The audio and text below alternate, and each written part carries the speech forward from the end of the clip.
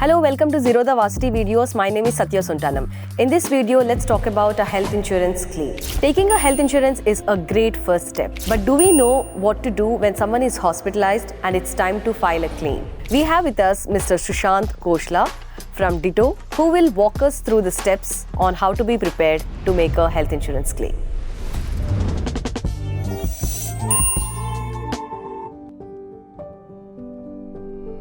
Sushant, my doubts are about health insurance. I have a health insurance policy and my parents are also covered under it. Okay. But what I'm a little worried is, I keep thinking if I know or my family members know enough about claiming a health insurance policy when it actually happens. Right. So, can you give me like top 5 important things that I and my family members should know about the claim process so that we are prepared and we are not taken aback when we actually make a health insurance claim when someone is hospitalized? I think the first one, and probably of utmost importance, would be the cashless network of hospitals. So this is something that you would ideally go through when you're shortlisting which insurance company you'll be purchasing your policy from. The cashless network of hospitals essentially means that every insurance company partners with a list of hospitals where they have an agreement that if one of their customers or policyholders visits that hospital, they get a treatment or a surgery done, they need not pay any bill as such in an ideal situation. And I think we'll probably elaborate more on that. But the customer doesn't need to pay anything, and the hospital and insurance company will settle the bill amongst themselves later. So I think that's probably one of the most important and most convenient things too, right, in a situation like that. I think here just one more point worth mentioning is, so look, this is something, as I mentioned, right, when you're buying the insurance policy, you would check the company's network of hospitals, right? That's probably the step where you should be doing this. And it's a website or a link that they'll share with you where you can go through this. Got it. Now, a lot of people, I mean, ideally what happens is every quarter is what we've seen. The list does adapt slightly. Meaning insurance companies try their best to keep increasing the list because it's obviously very competitive out there. So they do want to boast that they have a very significant number and better than the industry average. But in rarest of rare cases, there are times where the list can reduce as well. Some hospitals can be removed from that list. Got it. So while you bought it, it might have been the case, but by the time your claim came up, it may or may not be available. It's a very small chance, but that is possible. So yeah, at least whatever I can do from my side and for my family's sake also, I'll take a list of all the network hospitals that the insurance company has set up with near my house as well as my workplace. True. I think these are the two that, look, in case of an emergency, these would be the two ideal sort of locations you'd want to check. Other than this, sometimes I think we have our own preferred hospitals or preferred doctors as well, right? Maybe we have a family doctor or someone we've been comfortable with or we've known for years. Now, he might not be near these two locations, but he's still someone we would want that should something happen, I'll obviously visit him. Got it. So your preferred hospitals as well as the ones in your vicinity. So yeah, what's the next important thing? I think the next natural or ideal step would be that when it actually comes down to a hospitalization, what next, right? Who do you inform? How does it work? How do we check if it's cashless reimbursement and so on? So I think a lot of people, again, are not aware of this, but every hospital has an insurance desk within the hospital. These are employees of the hospital, and their sole job is just to coordinate with the insurance companies and the patients. They act as a sort of intermediary between these two to ensure a smooth process. Got it. The moment you try to get admitted to a hospital, in many cases, the reception itself asks you that, hey, do you have an insurance? If not, you can obviously take that initiative yourself and tell them that, hey, we are covered under insurance, and we would like to sort of start the process. Right. They'll connect you with that desk, and all you need to share at that desk is simply the insurance company name and your policy number. I said, card if you have, well and good, but otherwise these two pieces of information are good enough. Got it. So this is after hospitalization. So I don't have to inform for any planned treatments upfront to the insurer? You do. I mean, ideally, if it's a planned treatment, then yes, you should be informing that desk in advance itself, and they'll help you with pre-authorization and so how long before should I inform the insurer? So in case you're trying to get a pre-authorization approval, 2 to 3 days. I don't understand what pre-authorization approval. So it's a pre-approval of sorts that we talk about. That, we tell the insurance company that, hey, we are due for this surgery in 3 days. And this is the estimate cost for the surgery that the hospital is saying. Now, this is our insurance policy and we'd like to have this covered under this. Got it. So before the surgery itself, the insurance company gives you the go-ahead. That yes, you can sort of go ahead with this and we will be covering it. What I've heard from a couple of my friends is that even though they have a cashless settlement as per their policy, and they've gone to the network hospital as well. But I've heard that the hospitals ask some token amount to be paid. When it is a cashless policy, why do I have to pay that amount? I think that amount is charged moment you enter the hospital and you're kind of checking into a room there. So it's more of a deposit token that they kind of charge from you. Because even once you've reached and you start the cashless procedure, it could take 24 to 48 hours for approval. Most insurers on their website will advertise 2-3 hours, sort of turnaround time for cashless. And that is true. Within 2-3 hours, they'll at least come back with more queries. Saying that, hey, okay, we've got an idea, we've started working on your case. Now give us more sort of information, right? Why did this happen? What happened? And so on. How do I know whether this token amount that they're asking is reasonable or not? To be honest, look, it's very subjective and it's not standardized.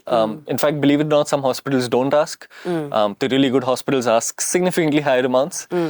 Sometimes it's also calculated based on your procedure that you're going for. A really expensive surgery would demand a slightly higher token amount as well. Got it. So like I said, it's a bit subjective, but yes, you have to just play it by the ear. Got it. So if it is an emergency hospitalization, then I have to go to the insurance desk and directly talk to the insurance desk there. But if it's a planned treatment, then insurer should be ideally communicated about the treatment at least 48 hours to 72 hours. Yes, and even this can be done through the insurance desk. The insurance desk will handle this part for you because the hospital is expecting you. They've now, the doctor sort of agreed that, yes, I'll perform this surgery for you on Thursday, for example. He's given you a slot and everything. Just in case if the insurance desk is not there in the hospital that I'm going to, maybe in a tier 2 city or the tier 3 city, then I can directly contact the insurance toll-free number. And Absolutely. Or if you purchase your policy through an intermediary, then yes, you can even seek their help. That's the whole purpose of an intermediary and agent, is that they handhold you during a time like this. Got it. You talked about pre-authorization form. Now tell me, what is that pre-authorization form? And is it that something that I have to know in the top 5 things that I have to keep note of? Yes, it is, but it's not a form that you will have to fill. The insurance desk fills that form for you. Thank God. Based on the inputs that the doctor gives them. Saying that, look, this is the surgery estimate, this is the procedure, and so on. Got it. So again, nothing for you to worry about per se. The insurance desk will handle most of that. They'll obviously come to you saying, hey, we need your basic information like your ID proof, your date of birth. And another interesting point to note during the pre-authorization is that if the doctor says that, look, the estimate is going to be about 5 lakhs, for example, for the surgery, you will never get more than 50% approved in the pre-authorization. Wow. The rough range I've seen is always 30 to 50%. That will freak me out. Honestly, I do know that that's what it might seem like, but worry not, right? There's absolutely nothing there to be worried about. Okay, then their point is right. So their point is simply that, look, it's just enough to give them the go-ahead that, look, you can start the treatment and procedure. And there are some situations and cases where during the surgery, the cost could go up as well. Right? During the procedure they're conducting, there could be a situation where, there's some complications and they need to kind of, the surgery takes longer, it requires more material, it requires an implant, it could be anything at all. Right. So they just leave that on hold. Look, once the final bill comes, of course, we'll go ahead with it. But this is just more like a green flag that, hey, you can go ahead and start off. So I don't have to be worried about Nothing at the all. Percentage. Absolutely. Percentage, like I said, it's 30 to 50 is what we've seen. So if you even get 30%, please don't freak out. So with this pre-authorization form, are there any chances that they can also reject the cashless or reject the claim itself? In pre-authorization, look, firstly, they do reject the cashless facility sometimes, not the cashless claim. This is called cashless facility. Okay. Meaning they're still open to the fact that you can finish your surgery, go back home and then file for a reimbursement claim. They're willing to sort of go through all of that. Why is that so? This could be because they feel there's need for investigation, further investigation, wherein it could be the kind of illness that has happened seems a bit complicated to them, or they feel that the kind of illness that's happened might have been caused due to some history of some medical history that you might not have disclosed in your policy. So they're not outright rejecting it. They're just saying that, hey, it looks a bit suspicious to us, so we want more time to investigate this. So we would like that, hey, if you can maybe take a pause in the facility for now and come back to us for a claim later. Okay, so I don't have to pay anything at that point in time, but maybe after the surgery is done or after the treatment is done, maybe I have to pay out of my pocket. Your discharge will be, you'll have to bear that out of your own pocket and then you file for a reimbursement claim later. There the proper investigation will happen. But how often does it happen? Not very often. Like I said, it's very subjective depending on the procedure as well as your own medical history as well. So far, when we talked about pre-authorization form, we talked about the cashless facility. Right. But there are a couple of hospitals in my hometown as well where they don't accept insurance and I think it has to be only reimbursement. Okay. So in that case, the pre-authorization form still has to be gone through? Right. So not pre-authorization form per se. There it's a slightly different document called a TDC or a treating doctor certificate. Okay. This is something that's filled out by the doctor and it gives the insurance company a rough summary of what's expected. So here it would essentially give them details about the patient, what the problem was, what surgery has been advised or what treatment has been advised, how long this would go on for. And what the rough estimate cost is. So based on this, the insurance at least gets some rough idea that, okay, this is what we're expecting. And they give you a rough pre-approval here as well, right? That, hey, this is the amount bare minimum that we will cover. Anything above this, of course, once the final bill is ready, they'll cover it. By the way, is this applicable during the emergency hospitalization as well? So look, in terms of in times of an emergency hospital, right, you do rush to the nearest possible hospital. If you're lucky, it's cashless, well and good. If it's reimbursement, again, the amount of time that it could take to coordinate, to send this whole letter and everything, it's a lot quicker to just pay the bill, go back home and then start the process on your own. There is no time there to kind of do this whole thing of sending the letter. You do send the certificate later as well. That's needed part of your claim file to send the treating doctor certificate that, hey, patient came in with such and such problem. Along with the discharge summary as well. So all the documents in originals would be needed. So anyways, I think so far I mentioned about cash, the network hospitals that I and my parents have to be aware of. Right. And who should I reach out to if there is any hospitalization, which is the insurance desk. Right. And if it's a planned surgery, then I have to reach out to the insurer at least 48 to 72 hours prior the hospitalization. And then the third one is the pre-authorization form or the treating doctor certificate in case of non-network hospitals. So these are the three. That's it so far. Is there anything that I left in the reimbursement case? There is one interesting concept which a lot of people are once again not too aware of, but this is blacklisted hospitals and it's a bit of an unfortunate sort of area. So even if you're going in for a reimbursement case, you need to make sure that that hospital is not a blacklisted hospital by the insurance company. Now if an insurance company has 10,000 cashless hospitals, they have about 40-50 blacklisted hospitals. So it's a very, very small number that they kind of work with there.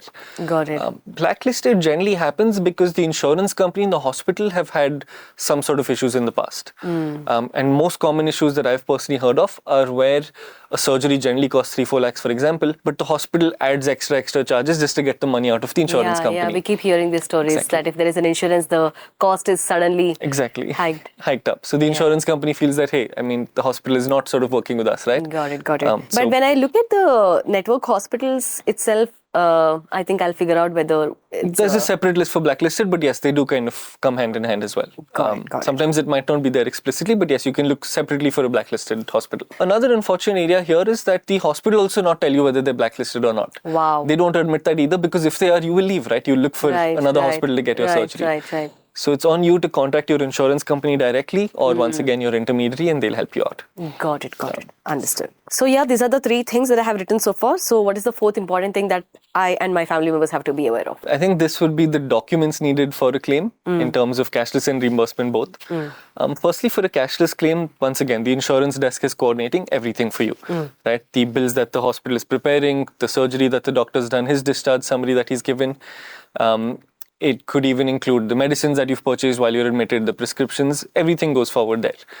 Now here there's just one maybe small edge case where in case your surgery was due to some medical history that you had, the insurance company while going through all these documents might want your past records as well. Now that the insurance desk might not be able to help you with, right? That's probably a file you have at home that, hey, 5 years ago, I got another surgery similarly, so they just want to double check that.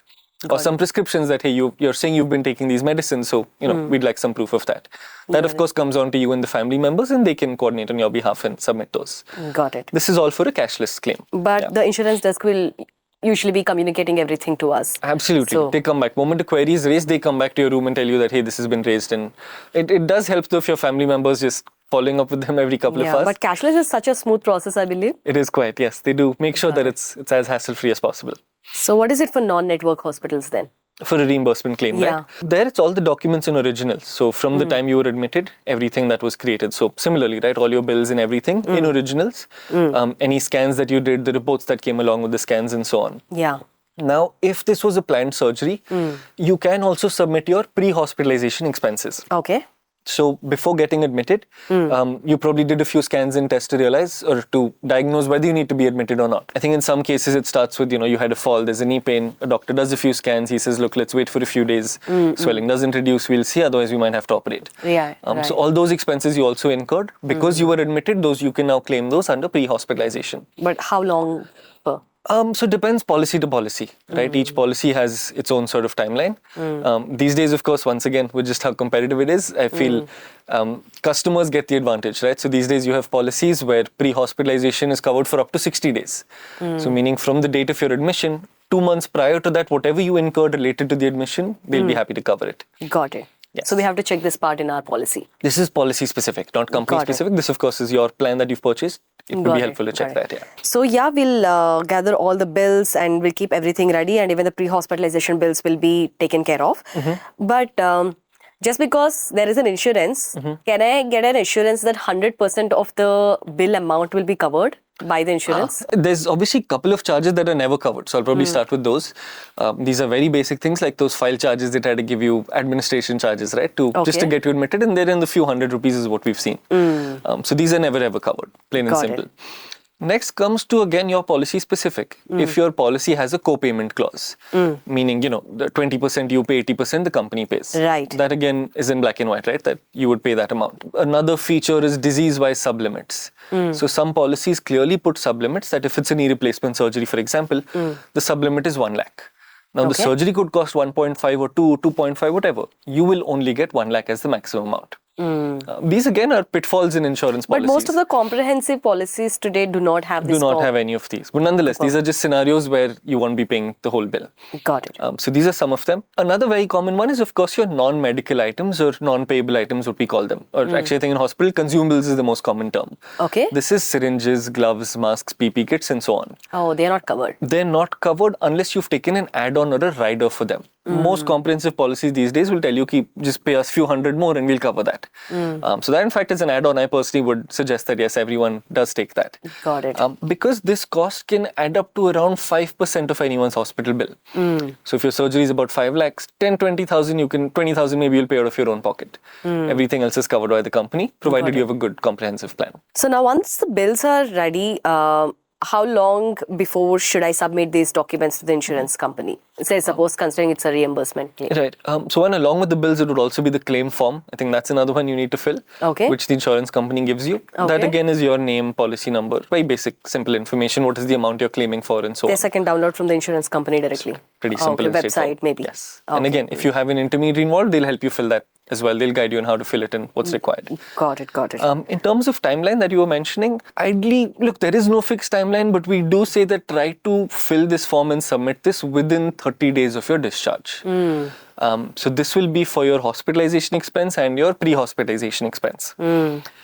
Post-hospitalization expense is also covered. Now that goes on for 2, 3, 6 months, even sometimes post your discharge. Right. So that maybe you can file a second claim for that. Okay. But at least get the bulk of your expense reimbursed would be helpful. Even if it's a cashless or if it's a reimbursement, what if they say they are going for only 50% of the bill amount that they are actually paying? Okay.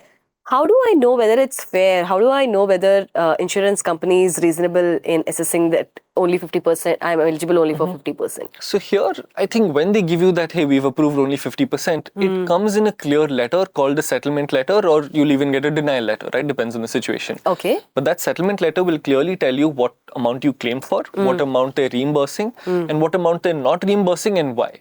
Now, if it's something simple, like in black and white, that, hey, your policy doesn't cover this, or there's a sublimit, or there's a co-payment, then there's nothing you can do.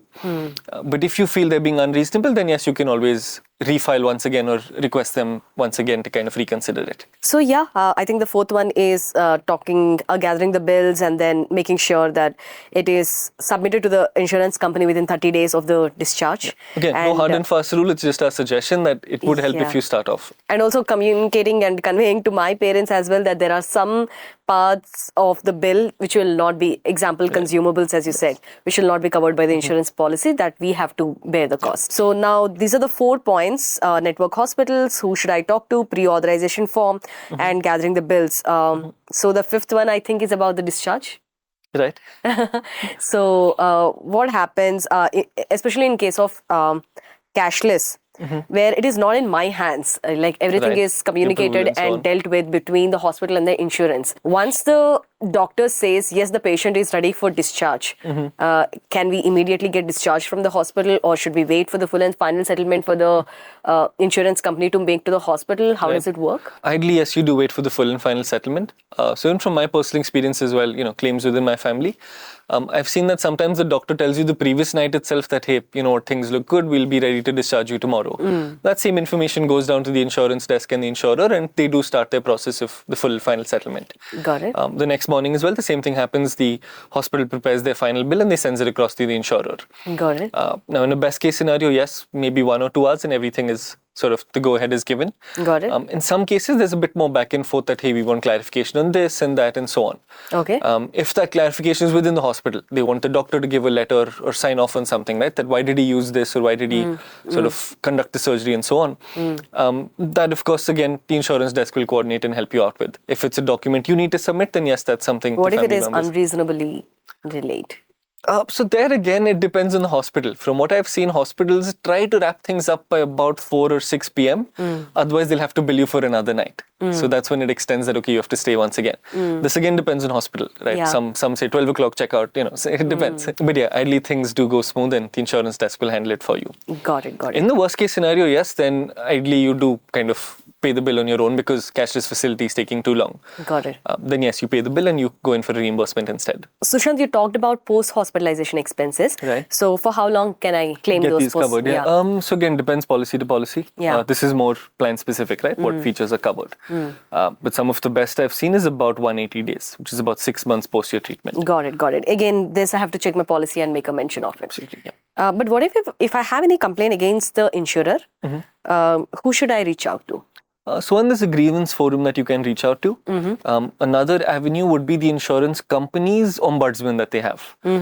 So that person as well is a neutral party between the company as well as the policy holder. Oh, okay. So they analyze the case completely and then they sort of take a neutral call. Okay. And worst case is a last resort, of course, then you take it up with IRDI where you file a sort of complaint against the company. Yeah, these are the 5 things that I think, are there anything important things that I have to keep a note of? No, I think we've covered pretty much everything and we've looked at it from a cashless as well as a reimbursement point of view. Right. We've also looked at it from a planned hospitalization versus an emergency point of view. Right. I think emergency purely comes down to your luck. If you're lucky, you end up in a cashless hospispital. If not, then it's a reimbursement. What makes it so overwhelming is because insurance usually comes with a lot of jargon. Right. And even the medical terms are a little, some things that we don't hear very often, right? True. So I thought it'll be better to actually keep a track of what is important at least before the claim is made. Absolutely. I think this helps cashless network hospitals, pre-authorization, who should I talk to, bills, and then final settlement. Now I have a couple of questions out of this. Okay. One of my friends' parents recently got a surgery done, and they have this question that foreign implants will not be covered, but the Indian implants will be covered, which will be used as part of this surgery. Okay. Why is that so? To be honest, we actually haven't come across that clause. What I have seen in some cases, though, is that there's a cap on the amount for foreign implants. Okay. So they do say that no matter what the implant cost, we'll only cover up to about 1 lakh rupees. And this is something, once again, the hospital themselves will tell you, and so will the insurance company during the whole process. Got it. But if the hospital tell you that, hey, look, this is what we'll be using, this is the cost. Okay. And the companies that we sort of work with on a daily basis, we do see that they don't cover this. So just letting you know, this is the limit. I've been also reading some Reddit posts where people complain that there has been a MOU between the insurance company and the hospital. That is correct. And then they limit the treatment cost to only a certain percentage of the bill that is submitted to us.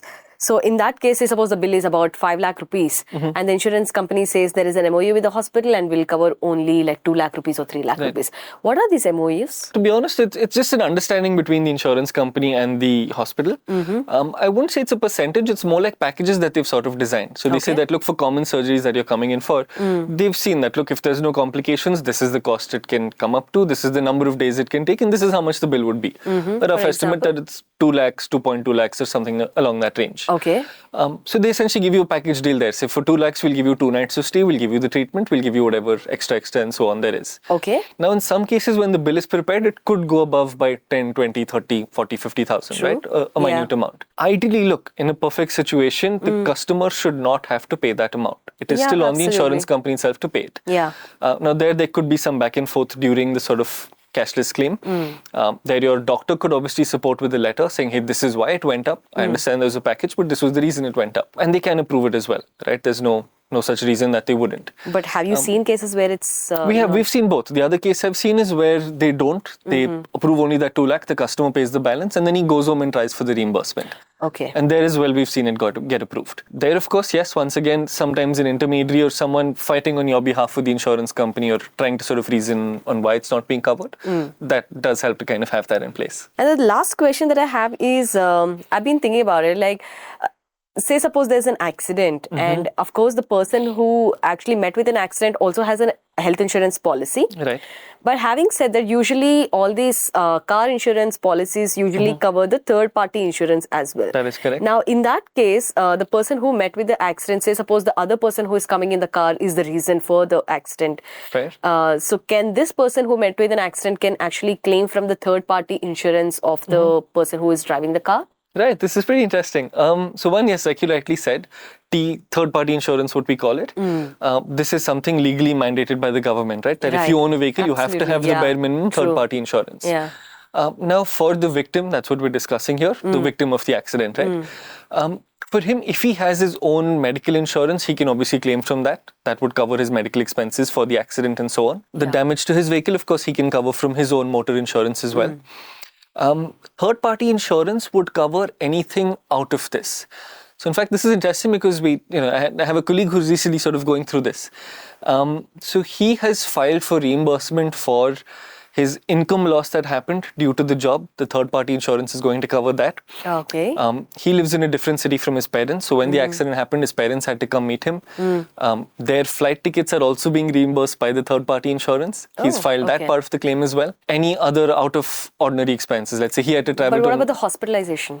Hospitalization, like I said, if he has his own health insurance policy. That person don't want to use the limit that. Then that's fair. He can get it from the third party. Third party will cover that as well. It will cover that. That's what I wanted to know. So it will be covered. It will be covered. Nothing to worry about. And apart from the hospitalization, there are other costs. There's a lot of interesting expenses like this that you can claim from them. This is very interesting. Exactly. You can claim a lot of this stuff from them about your job loss, your income loss as well. Got it. And then of course, if you have a good lawyer, he can help you with the trauma that you face. He'll help you get some compensation for that too. Got it. Understood. Yeah. Sure. I think, are there any important points that we have missed so far? No, I think we've honestly covered quite a bit and hopefully this was helpful to everyone. So yeah, I think I will take this and give it to my parents as well regarding what they should be knowing in case of hospitalization of me or any of the family members. Wonderful. Thank you so much, Sushant. Thank you so much for joining Thanks, us. Satya. Thanks.